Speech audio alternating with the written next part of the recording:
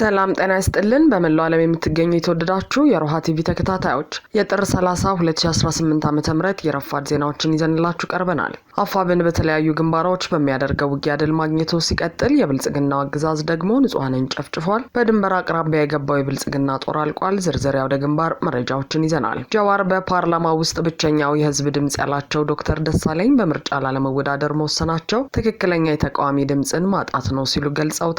በትግራይ ግጭት መቀጠሉን ተከትሎ በክልሉ የሚገኙ ተቋማት ጦርነቶች እንዲቆሙ ጥሪ አቅርበዋል። ትራምፕ ባራክና ሚሼል ኦባማን ዝንጀሮ አድርጎ የሚያሳይ ዘረኛ ቪዲዮ ለህዝብ ማጋራታቸው እያነጋገረ ነው። ውድ አድማጭ ተመልካቾቻችን አብራችሁ ልትቆዩ ከፈቀዳችሁ እነዚህ መረጃዎች በዝርዝር የምናሰማችሁ ይሆናል። የሮሃ ቲቪ ወቅታዊና ሀቀኛ መረጃዎች እንዲደርሷችሁ ቻናሉን ሰብስክራይብ፣ ላይክ እና ሼር በማድረግ አሁኑኑ ቤተሰብ ይሁኑ።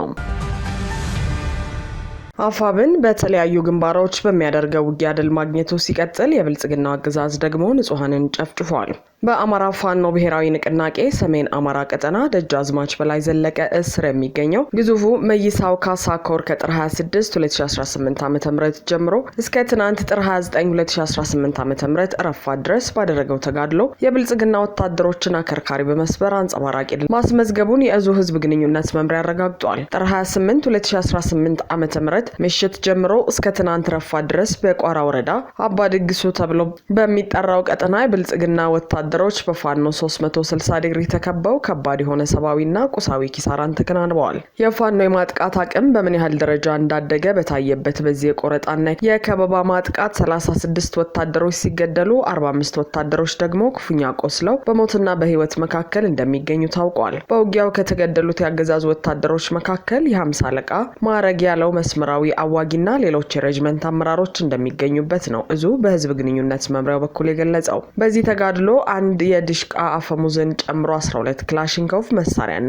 650 ክላሽ ተተኳሽ በፋኖ ቁጥጥር ስር ውለዋል። በቀጠናው በተመሳሳይ ጋዝጌ ተብሎ በሚጠራው አካባቢ ልዩ ስማቸው ሮቡ ገበያና ኤፈርት ተብለው በሚጠሩ አካባቢዎች በተደረገው ተጋድሎ 30 የብልጽግና ወታደሮች ሲገደሉ ሌሎች 30 ወታደሮች ደግሞ ቆስለው በአካባቢው ወደሚገኝ ጤና ተቋም መወሰዳቸው እዙ ገልጿል። በተጋድሎ 10 ክላሽንኮቭ መሳሪያን ጨምሮ ከ3000 በላይ ተተኳሽና ሌሎች ወታደራዊ ግብአቶች በፋኖ ተማርከዋል። በተመሳሳይ በዚሁ ግንባር ከአባ ድግሱ ወደ ባርባስ ሲንቀሳቀሱ በነበሩ ያገዛዙ ወታደሮች ላይ በተከፈተ ጥቃት 5 ወዲያውኑ ሲገደሉ 12ቱ ደግሞ መቁሰላቸው ተረጋግጧል። ከቋራ ወረዳ በተጨማሪ በአዳኝ ሀገር ጫቆ ወረዳ በተደረገ ተጋድሎ ፋኖ በጠላት ላይ ፈጣን የጸረ ማጥቃት እርምጃ በመውሰድ ይዞታዎችን አስከብሮ ድል ተቀዳጅቷል። በዚህ ቀጠና ላገዛዙ መንገድ መሪ በመሆንና የፋኖ ደጋፊ ናቸው በሚል ንጹሃንን በማስገደልና በማሳሰር እኩይ ድርጊት ላይ ተሰማርቶ የነበረ ባንዳን ጨምሮ 5 ያገዛዙ ወታደሮች ሲገደሉ 8ቱ ደግሞ ቆስለዋል።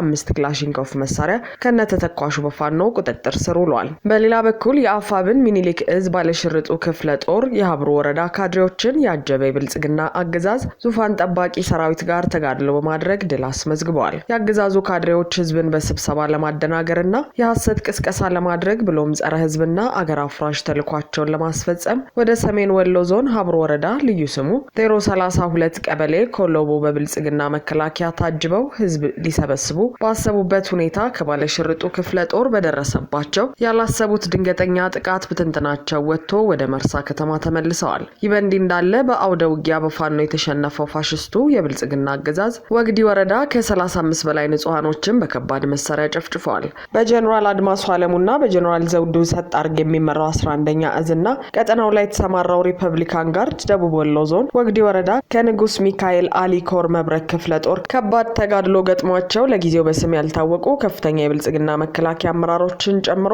በመቶዎች የሚቆጠር ሰራዊቱ ያለቀበትና በመቶዎች የቆሰለበት ሲሆን አስከሬንና ቁስለኛውን በሄሊኮፕተር ወደ ኮምቦልቻና አዲስ አበባ ሲያመላልስ ከርመዋል። ከዚህ ጋር ተያይዞም ዛሬ ጥር 29 2018 ዓ.ም አራተኛ ቀኑን በያዘው ከባድ ውጊያ ያገዛዙ ብልጽግና መከላከያ ሰራዊት ከባድ መሳሪያ በማስወንጨፍ በርካታ ንጹሃን የጨፈጨፈ ሲሆን ወግዲ ወረዳ ጎረንጃ 16 ቀበሌ ብቻ 6 የአንድ ቤተሰብ አባላት በግፍና በአሰቃቂ ሁኔታ ሞተዋል። በተመሳሳይ በዚሁ በጎረንጃ 14 ቀበሌ አንድ መኖሪያ ቤት ላይ ባረፈ ከባድ መሳሪያ አባት ወዲያውኑ ህይወታቸው ሲያልፍ እናትና ልጅ ከባድ ቁስለኛ ሆነዋል። የሚኒሊክ እዝ ከፍተኛ አመራር የሆነው አርበኛ ሻለቃ ሀብታሙ ደምሴ ቤተሰቦች መኖሪያ የሆነች መንደር ላይ ብቻ ከ54 ጊዜ በላይ ከባድ መሳሪያ አስወንጭፎ ከባድ ውድመት አድርሷል። ጀዋር በፓርላማ ውስጥ ብቸኛው የህዝብ ድምጽ ያላቸው ዶክተር ደሳለኝ በምርጫ ላለመወዳደር መወሰናቸው ትክክለኛ የተቃዋሚ ድምጽን ማጣት ነው አለ። ጀዋር መሐመድ የህዝብ ተወካዮች ምክር ቤት አባል የሆኑት ዶክተር ደሳለኝ ጫኔ በመጪው ምርጫ ላለመወዳደር የወሰኑትን ውሳኔ ትክክለኛ የተቃዋሚ ድምጽን ማጣት ሲል ገልጸውታል። ጀዋር መሐመድ አቋሙን በገለጸበት አጭር ጽሑፍ ዶክተር ደሳለኝ ጫኔን በአሁኑ ፓርላማ ውስጥ የነበሩ ብቸኛው እውነተኛ የተቃዋሚ ድምጽ ሲል ገልጿቸዋል። እሳቸው በመጪው የይስሙላ ምርጫ ላለመወዳደር መወሰናቸው በምክር ቤቱ ውስጥ የነበረውን የተቃውሞ ሚና ይበልጥ እንደሚያጠበው አመልክቷል። ጀዋር አክሎም ሁሉም ቁም ነገረኛ የተባሉ ተቃዋሚ ፓርቲዎች በጠቅላይ ሚኒስትር አብይ አህመድ የምርጫ ቀልድ ውስጥ ላለመሳተፍ አስቀድመው መወሰናቸውን ጠቅሷል። ጀዋር እንደሚለው የኦሮሞ ፌዴራላዊ ኮንግረስን ጨምሮ በርካታ ፓርቲዎች በምርጫው የሚሳተፉት ከምዝገባ ላለመሰረዝ ሲሉ ብቻ በጥቂት የከተማ ቦታዎች ላይ ጥቂት እጩዎችን በማቅረብ ነው። የብልጽግና መንግስት ምርጫው ተአማኒነት እንዲኖረው የተለያዩ ድርጅቶችና ግለሰቦች እንዲተፉ እንዲሁም የተወሰኑ ወንበሮችን እንደሚሰጣቸው ቃል በመግባት ለማሳመን ቢሞክርም እስካሁን ግን እድል አልቀናውም ሲል ጀዋር ተችቷል። የኦፌኮ አባል የጀዋር አስተያየት የወጣው የኢትዮጵያ ብሔራዊ ምርጫ ቦርድ የእጩዎች ምዝገባ ጊዜን ማራዘሙን ይፋ ባደረገበትና ዶክተር ደሳለኝ ጫኔ በምርጫ እንደማይወዳደሩ ባሳወቀበት ዕለት ነው። የጀዋር መሐመድ ትችት ምርጫው ከመካሄዱ በፊት በገዢው ፓርቲና በዋና ዋና ተቃዋሚ ኃይሎች መካከል ያለው አለመተማመን ምን ያህል ጥልቅ እንደሆነ የሚያሳይ ነው ተብሏል። በትግራይ ግጭት መቀጠሉን ተከትሎ በክልሉ የሚገኙ ተቋማት ጦርነቶች እንዲቆሙ ጥሪ ያቀረቡ።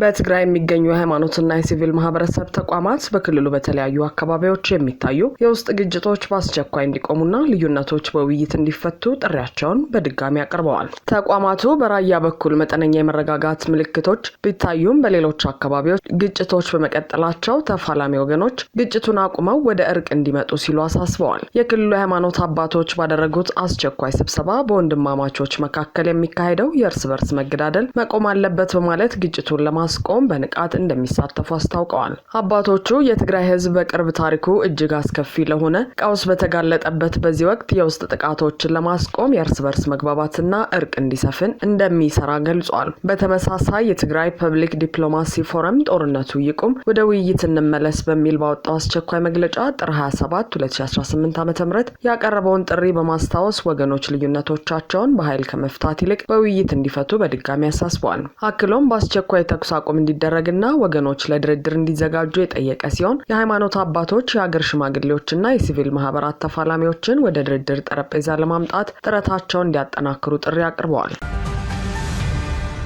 ትራምፕ ባራክና ሚሼል ኦባማን ዝንጀሮ አድርጎ የሚያሳይ ዘረኛ ቪዲዮ ለህዝብ ማጋራታቸው እያነጋገረ ነው። ፕሬዚዳንት ዶናልድ ትራምፕ የቀድሞ ፕሬዚዳንት ባራክ ኦባማና ቀዳማዊት እመቤት ሚሼል ኦባማን እንደ ዝንጀሮ አድርጎ የሚያሳይ ይዘት ያለውን ዘረኛ የማህበራዊ ሚዲያ ቪዲዮ ገጻቸው ላይ ከለጠፉ በኋላ አጥፍተውታል። አጠቃላይ ቪዲዮ 62 ሰከንድ ርዝማኔ ያለው ሲሆን ዘ ላይን ስሊፕስ ቱናይት የሚል ማጀቢያ ሙዚቃ አለው። በቪዲዮ መጨረሻ ላይ ባራክና ሚሼል ኦባማን እንደ ዝንጀሮ አድርጎ የሚያሳይ ክፍል ይታያል። እንደ አውሮፓውያኑ በ2020 የተካሄደው ምርጫ ተጭበርብሯል የሚል ይዘት ያለውን ቪዲዮ ትራምፕ በማህበራዊ ሚዲያ ገጻቸው አጋርተዋል። ትራምፕ ለጋዜጠኞች በሰጡት ማብራሪያ ምንም ስህተት አልሰራሁም፣ የቪዲዮን መጀመሪያ ክፍል ብቻ ካየሁት በኋላ ነው የቢሮ ሰራተኞች የለጠፉት፣ ኦባማዎችን በዚያ መንገድ የሚያሳይ ክፍል እንዳለው አላወቅኩም ብለዋል። ጥቁር አሜሪካዊው ሪፐብሊካን ሴናተር ቲም ስኮት በዋይት ሀውስ ያየሁት እጅግ ዘረኛ ነገር ነው ሲሉ ተችተዋል። ዋይት ሀውስ መጀመሪያ አካባቢ ተቺዎችን ሐሰተኛ ቁጣ አታስተጋቡ ብሎ ቢያጣጥልም ውግዘቱ ሲበረታ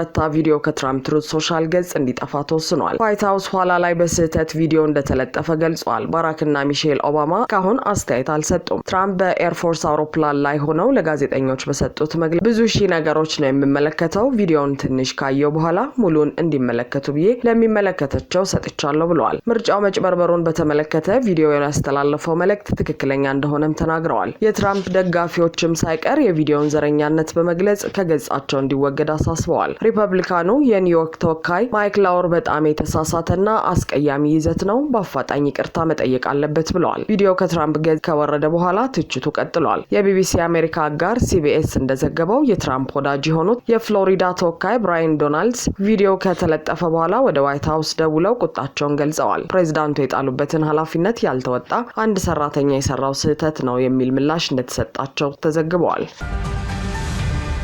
አድማጭ ተመልካቾቻችን የሰዓቱ የሮሃ ቲቪ ዜናዎች የተከታተላችኋቸውን ይመስሉ ነበር። አብራችሁን ስለነበራችሁ ከልብ እናመሰግናለን። ሰላም።